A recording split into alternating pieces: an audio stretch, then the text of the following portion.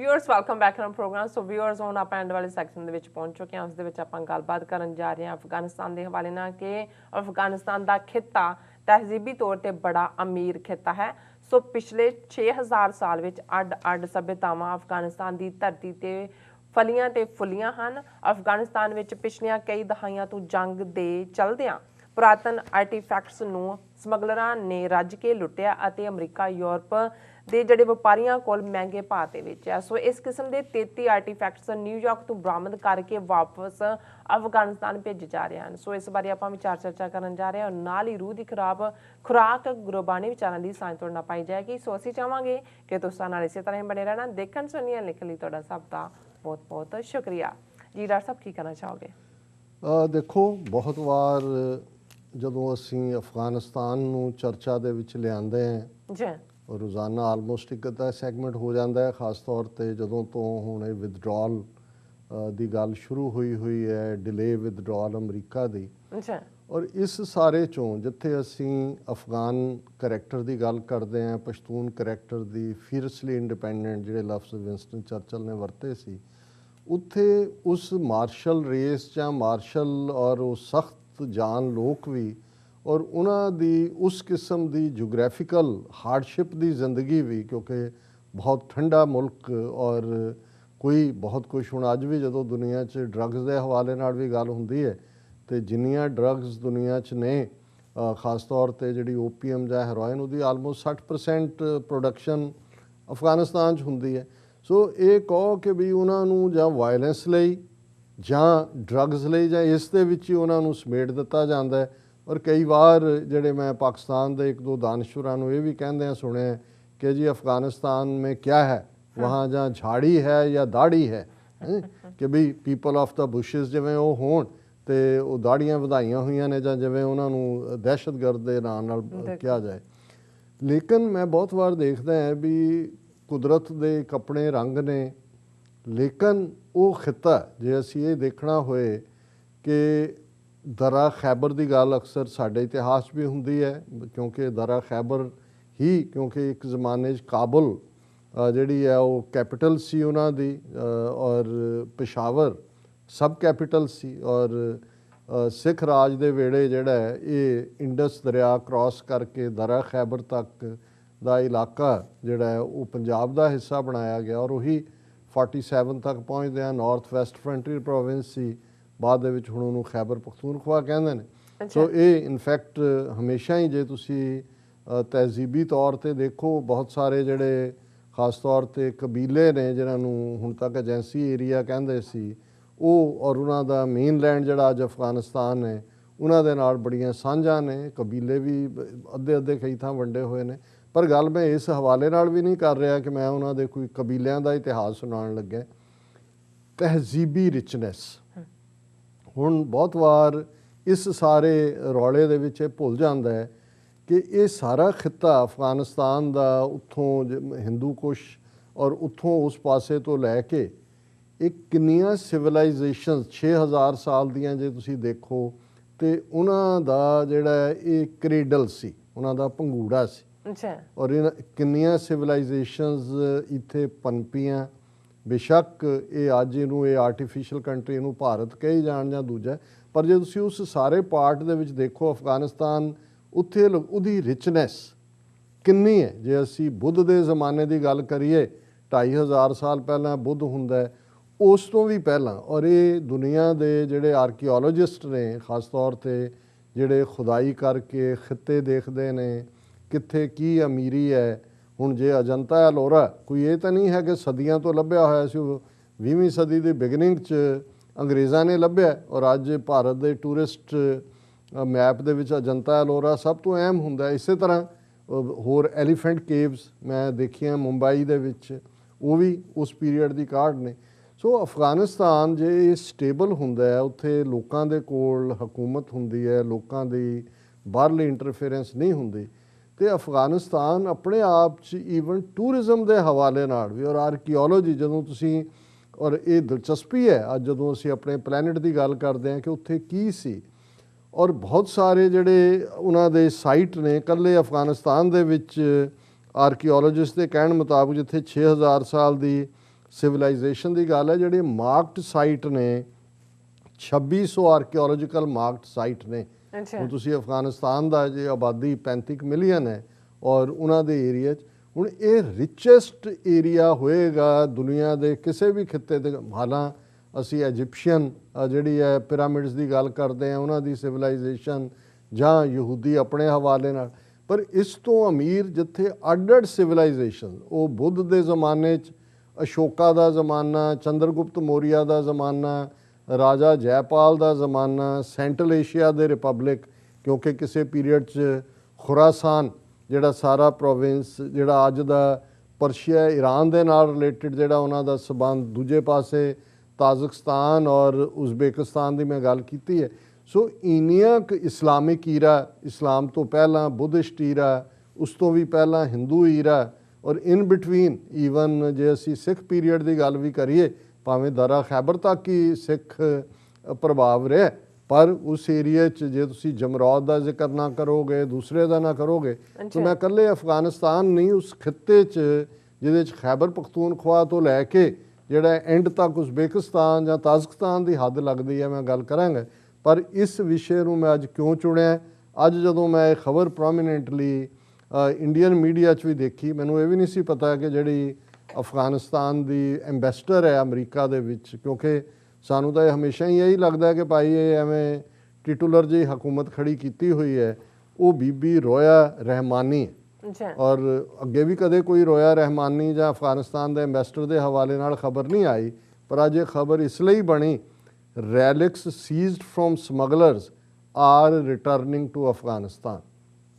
ਹੁਣ ਕਿਉਂਕਿ ਮੈਂ ਕਿਹਾ ਵੀ 6000 ਸਾਲ 'ਚ ਕਿੰਨੀਆਂ ਤਹਿਜ਼ੀਬਾਂ ਉੱਥੇ ਆਈਆਂ, ਔਰ ਜਦੋਂ ਇੰਨੇ ਜ਼ਿਆਦਾ ਉਹਨਾਂ ਦੇ ਆਰਕੀਓਲੋਜੀਕਲ ਸਾਈਟ ਨੇ 2600 ਦੇ ਕਰੀਬ, ਉਹਨਾਂ ਦੀ ਖੁਦਾਈ 'ਚੋਂ ਬੁੱਧ ਕਾਲ, ਅਸ਼ੋਕਾ ਕਾਲ, ਉਸ ਤੋਂ ਵੀ ਪਹਿਲਾਂ ਇਸਲਾਮਿਕ ਪੀਰੀਅਡ, ਉਹਦਾ ਇੰਨਾ ਕੁਛ ਨਿਕਲਿਆ ਕਿ ਉਹਨਾਂ ਦੇ ਮਿਊਜ਼ੀਅਮ ਜਿਹੜੇ ਸੀ, ਜਦੋਂ ਕਿ ਪਹਿਲਾਂ ਸੋਵੀਅਤ ਯੂਨੀਅਨ ਨੇ ਅਟੈਕ ਕੀਤਾ ਉਦੋਂ ਵੀ ਲੁੱਟ ਖਸੁੱਟ ਹੋਈ, ਫਿਰ 9/11 ਤੋਂ ਬਾਅਦ ਹੋਈ, ਔਰ ਕਿਵੇਂ ਦੁਨੀਆ 'ਚ ਜਿੱਥੇ ਇੱਕ ਸਮਗਲਰ ਤਾਂ ਅਸੀਂ ਡਰੱਗਸ ਦੇ ਜਾਂ ਹਥਿਆਰਾਂ ਦੇ ਦੇਖਦੇ ਹਾਂ, ਪਰ ਸਭ ਤੋਂ ਖਤਰਨਾਕ ਸਮਗਲਰ ਜਿਨ੍ਹਾਂ ਦੇ ਨਾਲ ਇਹ ਵੈਸਟਰਨ ਸਾਰੇ ਮਿਊਜ਼ੀਅਮਸ ਵਾਲੇ ਔਰ ਰਲੇ ਹੁੰਦੇ ਨੇ, ਉਹ ਨੇ ਪੁਰਾਣੀਆਂ ਆਰਟੀਫੈਕਟਸ ਨੂੰ ਚੋਰੀ ਕਰਨ ਵਾਲੇ ਸਮਗਲਰ। ਔਰ ਇਹ ਜਿਹੜਾ ਹੈ ਆਲਮੋਸਟ ਅੱਜ ਤੋਂ 19-20 ਸਾਲ ਪਹਿਲਾਂ ਇਹ ਵੀ ਹਿੰਦੂ ਮੂਲ, ਕਿਉਂਕਿ ਜਦੋਂ ਅਸੀਂ ਇੰਡੀਅਨ ਗਵਰਨਮੈਂਟ ਜਾਂ ਹਿੰਦੂ ਇਨਫਲੂਐਂਸ ਦੀ ਗੱਲ ਕਰਦੇ ਹਾਂ, ਸੁਭਾਸ਼ ਕਪੂਰ ਨਾਂ ਦਾ ਇੱਕ ਇਸ ਕਿਸਮ ਦਾ ਆਰਟੀਫੈਕਟ ਦਾ ਸਮਗਲਰ ਜਿਹੜਾ ਹੁਣ ਇੰਡੀਅਨ ਜੇਲ੍ਹ 'ਚ ਹੈ, ਅਮਰੀਕਨ ਸਿਟੀਜ਼ਨ ਹੈ, ਉਹਦੀ ਅਮਰੀਕਾ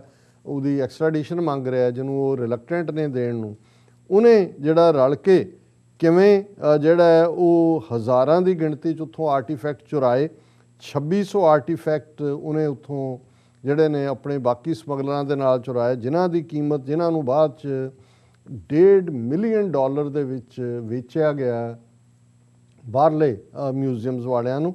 ਔਰ ਉਹਦੇ 'ਚ ਬੜੇ ਯੂਨੀਕ, ਜਿਹਦੇ 'ਚ ਸ਼ਿਵ ਦੀ ਔਰ ਗ੍ਰੀਕ ਮਾਈਥੋਲੋਜੀ, ਕਿਉਂਕਿ ਗ੍ਰੀਕਸ ਵੀ, ਅਲੈਗਜ਼ੈਂਡਰ ਵੀ ਆਇਆ ਉੱਥੇ, ਉਹਨਾਂ ਦੇ ਨੇ, ਔਰ ਇਸ ਸਾਰੇ ਦੇ ਨਾਲ ਨਾਲ ਬੁੱਧਾ, ਕਿਉਂਕਿ ਬੁੱਧ ਧਰਮ ਦਾ ਕਾਫੀ ਇਨਫਲੂਐਂਸ ਸੀ। ਔਰ ਅਨਫੋਰਚੂਨੇਟਲੀ ਇਹ ਮੇਰਾ ਖਿਆਲ ਹੈ ਵੀ ਜੇ ਹੁਣ ਤਾਲਿਬਾਨ ਪਾਵਰ 'ਚ ਆਉਣ ਤਾਂ ਸ਼ਾਇਦ ਉਹ ਗਲਤੀ ਨਹੀਂ ਦੁਹਰਾਉਣਗੇ ਜੋ ਉਹਨਾਂ ਨੇ ਬਨਿਆਨ ਔਰ ਦੂਸਰੀਆਂ ਥਾਵਾਂ 'ਤੇ ਬੁੱਧਾ ਦੇ ਹਿਸਟੋਰੀਕਲ ਸਟੈਚੂ ਤੋੜੇ, ਔਰ ਜਾਪਾਨ ਔਰ ਦੂਸਰੇ ਦੇਸ਼ ਉਸ ਤੋਂ ਖਫਾ ਵੀ ਹੋਏ।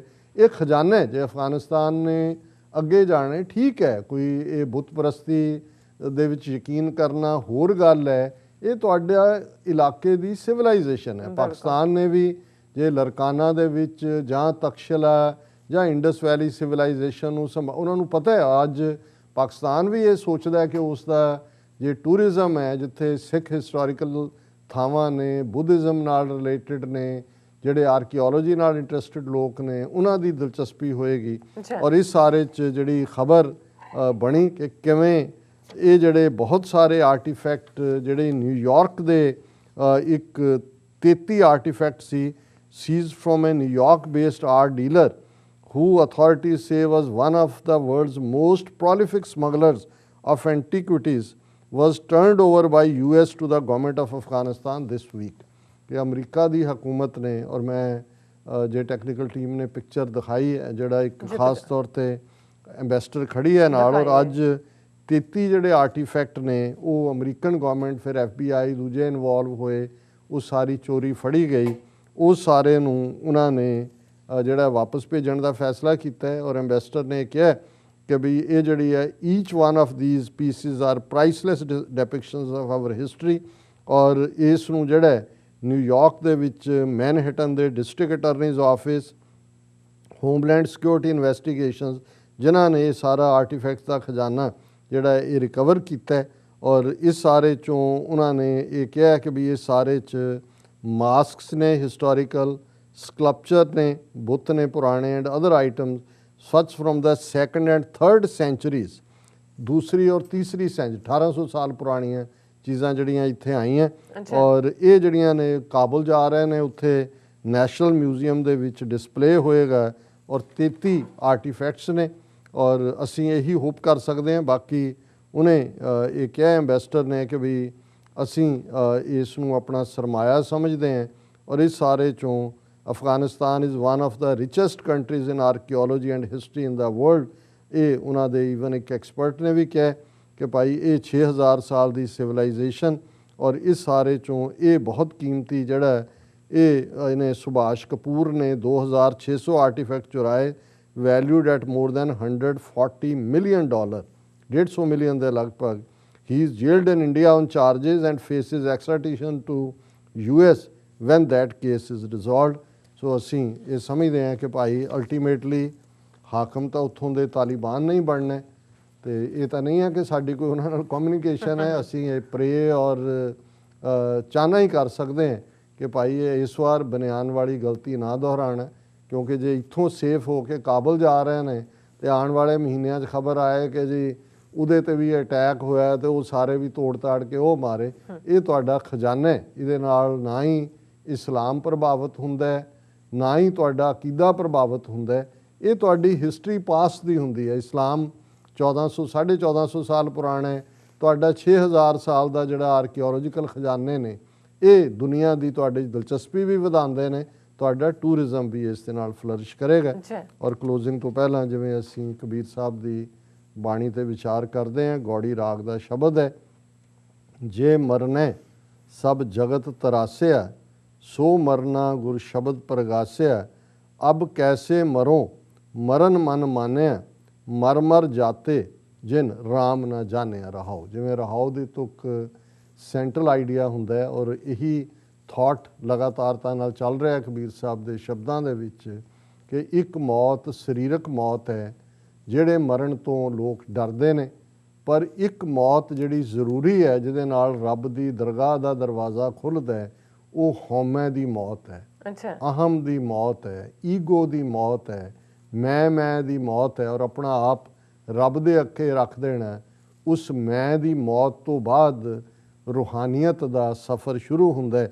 ਔਰ ਕਬੀਰ ਸਾਹਿਬ ਕਹਿੰਦੇ ਨੇ ਕਿ ਭਾਈ ਜਿਸ ਮੌਤ ਤੋਂ, ਇੱਕ ਫਿਜ਼ੀਕਲ ਮੌਤ ਹੈ ਜਿੱਥੇ ਤੋਂ ਸਾਰੀ ਦੁਨੀਆ ਡਰਦੀ ਹੈ, ਤਰਾਹ ਕਰਦੀ ਹੈ, ਪਰ ਮੈਨੂੰ ਗੁਰੂ ਦੇ ਸ਼ਬਦ ਨੇ ਜਦੋਂ ਰੱਬ ਦੇ ਨਾਂ ਦਾ ਚਾਨਣ ਮੇਰੇ ਅੰਦਰ ਹੋਇਆ ਤੇ ਮੈਨੂੰ ਇਹ ਦੁਨਿਆਵੀ ਮੌਤ ਜਿਹੜੀ ਹੈ ਸਰੀਰ ਦੀ, ਉਹਦਾ ਡਰ ਖਤਮ ਹੋ ਗਿਆ।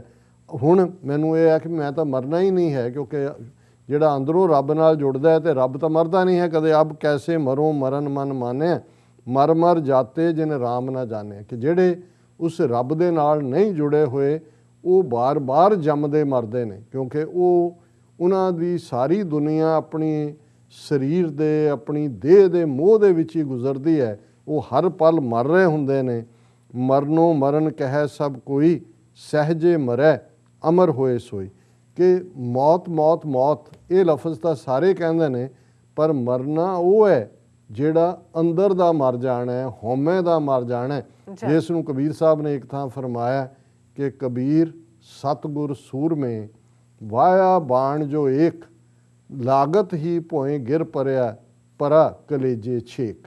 ਕਿ ਪਿਆਰੇ ਯਾਰ ਨੇ, ਰੱਬ ਨੇ ਖਿੱਚ ਕੇ ਪਿਆਰ ਦਾ ਅਨਿਆਲੇ ਅਣੀਆਂ, ਜਿਹਨੂੰ ਗੁਰੂ ਨਾਨਕ ਸਾਹਿਬ ਨੇ ਫਰਮਾਇਆ ਕਿ ਇਹ ਅਣੀ ਤੀਰ ਪਿਆਰ ਦਾ ਜਦੋਂ ਵੱਜਦਿਆਂ ਹੀ ਮੈਂ ਫੁੜਕ ਕੇ ਜ਼ਮੀਨ ਦੇ ਉੱਤੇ ਡਿੱਗ ਪਿਆ, ਔਰ ਬਸ ਇਹ ਮੈਂ ਖਤਮ ਹੋ ਗਈ, ਉਹਦੇ ਪਿਆਰ 'ਚ ਮੈਂ ਰੰਗਿਆ ਗਿਆ। ਔਰ ਇਹੀ ਕਬੀਰ ਸਾਹਿਬ ਨੇ ਫਰਮਾਇਆ, ਸਹਿਜੇ ਮਰੈ ਅਮਰ ਹੋਏ ਸੋਈ। ਕਿ ਜਦੋਂ ਉਹਦੇ ਪਿਆਰ ਦੇ ਤੀਰ ਨਾਲ ਤੁਸੀਂ ਵਿੰਨੇ ਜਾਂਦੇ ਹੋ ਤੇ ਤੁਹਾਡੇ ਅੰਦਰ ਸਹਿਜ ਆ ਜਾਂਦਾ ਹੈ, ਇੱਕ ਟਿਕਾ ਆ ਜਾਂਦਾ ਹੈ ਔਰ ਤੁਸੀਂ ਅਮਰ ਹੋ ਜਾਂਦੇ। ਫਿਰ ਤੁਹਾਨੂੰ ਕੋਈ ਮਾਰ ਨਹੀਂ ਸਕਦਾ। ਸਰੀਰ ਦਾ ਮਰ ਜਾਣਾ ਕੋਈ ਮੌਤ ਨਹੀਂ ਹੈ, ਕਿਉਂਕਿ ਤੁਸੀਂ ਉਸ ਸਹਿਜ ਦੇ ਵਿੱਚੋਂ। ਤੇ ਅਖੀਰ 'ਚ ਕਬੀਰ ਸਾਹਿਬ ਨੇ ਫਰਮਾਇਆ, ਕਹੋ ਕਬੀਰ ਮਨ ਪਿਆ ਆਨੰਦਾ, ਗਿਆ ਭਰਮ ਰਿਹਾ ਪਰਮਾਨੰਦਾ। ਕਬੀਰ ਸਾਹਿਬ ਫਰਮਾਉਂਦੇ ਨੇ ਕਿ ਮੇਰੇ ਮਨ ਦੇ ਅੰਦਰ ਆਨੰਦ ਹੈ, ਬਲਿਸ ਹੈ, ਔਰ ਮੇਰੇ ਅੰਦਰੋਂ ਭਰਮ, ਦੁਬਿਧਾ, ਡਾਈਕੋਟਮੀ, ਭੁਲੇਖਾ, ਭੰਬਲ ਭੂਸਾ, ਇਹ ਸਭ ਭੱਜ ਗਿਆ ਭਰਮ ਰਿਹਾ ਪਰਮਾਨੰਦਾ। ਪਰਮਾਨੰਦ ਹੈ ਪਰਮ ਆਨੰਦ, ਸੁਪਰੀਮ ਬਲਿਸ, ਕਿ ਮੇਰੇ ਅੰਦਰ ਉਹ ਵਾਹਿਗੁਰੂ ਦੇ ਪਿਆਰ ਦੀ, ਮੁਹੱਬਤ ਦੀ ਬਲਿਸ ਹੈ, ਆਨੰਦ ਹੈ, ਔਰ ਮੇਰੇ ਅੰਦਰੋਂ ਸਭ ਸ਼ੰਕੇ, ਭਰਮ ਔਰ ਭੁਲੇਖੇ ਦੂਰ ਹੋ ਗਏ ਨੇ। ਇਹ ਅੱਜ ਦਾ ਵਿਚਾਰ ਹੈ ਜੀ। ਡਾਕਟਰ ਸਾਹਿਬ ਤੁਹਾਡਾ ਬਹੁਤ ਬਹੁਤ ਸ਼ੁਕਰੀਆ, ਤੁਸੀਂ ਅੱਜ ਐਵੇਂ ਸ਼ੁਰੂ ਦਾ ਵਿਚਾਰ ਸਾਡੇ ਦਰਸ਼ਕਾਂ ਨਾਲ ਸਾਂਝਾ ਕੀਤਾ। ਇਸ ਵਿੱਚ ਆਪਣੇ ਵਿਊਅਰਸ ਕੋਲ ਨੇ ਇਜਾਜ਼ਤ। ਵਿਊਅਰਸ, ਸਾਡੇ ਪ੍ਰੋਗਰਾਮ ਦਾ ਸਮਾਂ ਇੱਥੇ ਸਮਾਪਤ ਹੁੰਦਾ। ਤੁਸੀਂ ਆਪਣੇ ਰਾਏ ਤੇ ਸੁਝਾਅ ਸਾਨੂੰ ਭੇਜਣਾ ਭੁੱਲਣਾ ਸਾਡੇ ਇਸ ਪਤੇ ਤੇ sos@tv4.tv ਤੇ ਅਸੀਂ ਆਪਣਾ ਪ੍ਰੋਗਰਾਮ ਲੈ ਕੇ ਫਿਰ ਦੁਬਾਰਾ ਤੁਹਾਡੇ ਰੂਬਰੂ ਹੋਵਾਂਗੇ। ਤਦ ਤੱਕ ਲਈ ਮੈਨੂੰ ਤੇ ਆਪਣੇ ਡਾਕਟਰ ਨੂੰ ਆਗਿਆ ਦਿਓ। ਦੇਖਦੇ ਰਹੋ TV84। ਬੁਲਾ ਦਿਓ ਫਤਿਹ। ਵਾਹਿਗੁਰੂ ਜੀ ਕਾ ਖਾਲਸਾ, ਵਾਹਿਗੁਰੂ ਜੀ ਕੀ ਫਤਿਹ। ਰੱਬ ਰਾਖਾ।